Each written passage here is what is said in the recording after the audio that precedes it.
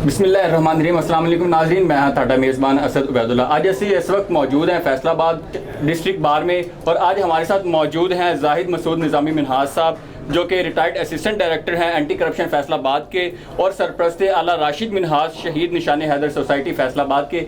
आइए ਅੱਜ ਅਸੀਂ ਉਹਨਾਂ ਨਾਲ ਗੱਲ ਕਰਨੇ ਆ ਤੇ ਜਾਣਦੇ ਆ ਕਿ ਪੰਜਾਬੀ ਕਲਚਰ ਦਿਹਾੜ ਦੇ ਬਾਰੇ, ਪੰਜਾਬੀ ਸਕਾਫਤੀ ਮੇਲਿਆਂ ਦੇ ਬਾਰੇ, ਜਿਹੜੇ ਇਸ ਹਕੂਮਤ ਨੇ ਇੱਕ ਬਹੁਤ ਹੀ ਅੱਛਾ ਇਕਦਾਮ ਜਾਰੀ ਕੀਤਾ ਹੈ ਕਿ तमाम जिन्ने भी सरकारी दफातर है ने, जिन्ने भी स्कूल है ने, उन्होंने कल्चर डे पूरे जोशो खरोश के नाल मनाया जा रहा है।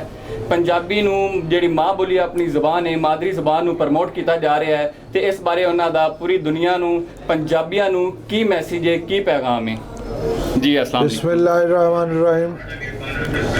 आज के दिन के हवाले नाल मैं ना सिर्फ पाकिस्तान बल्कि पूरी दुनिया के विच पंजाबी जिन्ने भी बस रहे हैं उन्होंने सारिਆਂ मुबारकबाद पेश करता है कि हुकूमत पाकिस्तान ने पंजाबी का दिन मनाने वास्ते एक काविश की है जिस नाल पंजाबी ज़बान नूं फरोग हासिल होएगा। जिस तरह सिंध, बलोचिस्तान और सरहद दे विच उतों दी इलाकाई ज़बानां नूं फरोग दिता जाता है, इस तरह पंजाबी नूं पंजाब दे भी फरोग दिता जाना चाहिए है।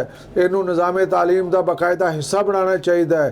और जिस तरह कल्चर डे मनाया जा रहा है आज पंजाबी के हवाले नाल, इसनू भी फरोग देना चाहिए है।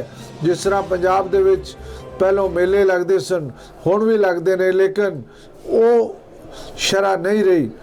अगर उन्होंने मेलिਆਂ ਨੂੰ अरूज दिता जाएगा तो पंजाबी कल्चर मज़ीद तरक्की करेगा और असी पंजाबी कौम तरक्की दी मनाजिल तय करदे होए असी वो मंजिल हासिल कर सकांगे कि पाकिस्तान के तहफ़ुज़ दे विच असी अपना किरदार ऐसे तरीके नाल अदा कर सकांगे और पंजाबी का नाम रोशन कर सकांगे। थैंक यू जी नाज़रीन।